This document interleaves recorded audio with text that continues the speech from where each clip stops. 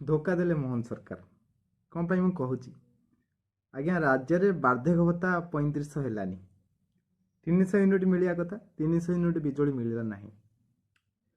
Chit fund ଟଙ୍କା ମିଳିବା କଥା, ଚିଟ୍‌ଫଣ୍ଡ ଟଙ୍କା ଗୋଟେ ମାସ ଭିତରେ ମିଳିଲା ନାହିଁ। ଆମର ମେଡ଼ିକାଲ କଲେଜ ହେବା କଥା, ମେଡ଼ିକାଲ କଲେଜ ହେଲା ନାହିଁ। ସୁଭଦ୍ରା ଟଙ୍କା ସମସ୍ତଙ୍କୁ, ସବୁ ମହିଳାମାନଙ୍କୁ ମିଳିବା କଥା, କିନ୍ତୁ ଏପର୍ଯ୍ୟନ୍ତ ମିଳିଲା ନାହିଁ। ଚାକିରି କରିଥିବା ମହିଳାମାନଙ୍କୁ କେବେ ମିଳିଲା ନାହିଁ, କାରଣ ସେମାନେ ମହିଳା ନୁହନ୍ତି। ସେମାନେ ସୁଭଦ୍ରା ହେଇପାରନ୍ତି କିନ୍ତୁ ମହିଳା ନୁହନ୍ତି, ତ ସେମାନଙ୍କୁ ମିଳିଲା ନାହିଁ। ଆଜ୍ଞା, ସବୁ ଗାଁକୁ ରାସ୍ତା ହେବା କଥା, ପାନୀୟ ଜଳ ହେବା କଥା, କାରଣ 24 ବର୍ଷ ସରକାର କରିପାରିନାହାନ୍ତି। ତ ଏମାନେ କରିବାର ଆଶା ଦେଖେଇ ଆସିଥିଲେ, ତ ସେଇଟା ଏବେ ବି ସମସ୍ତଙ୍କ ଗାଁକୁ ହେଇପାରି ନାହିଁ।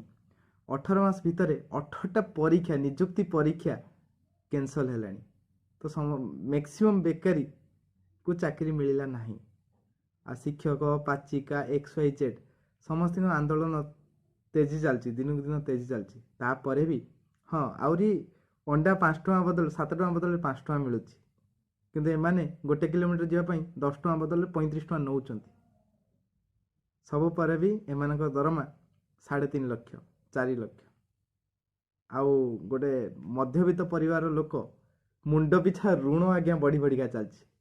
ଆଉ ଏଙ୍କର ଗୋଟେ ଛୋଟ ଛୁଆଟେ ଜନ୍ମ ହେଲେ ତାର 25,000 ଟଙ୍କା ଋଣ, ଆଉ ଏଙ୍କର ଅଏସ୍ ହିଁ ଅଏସ୍। କ'ଣ କହିବା? ଧୋକା ଦେଲାନି ତ ସରକାର।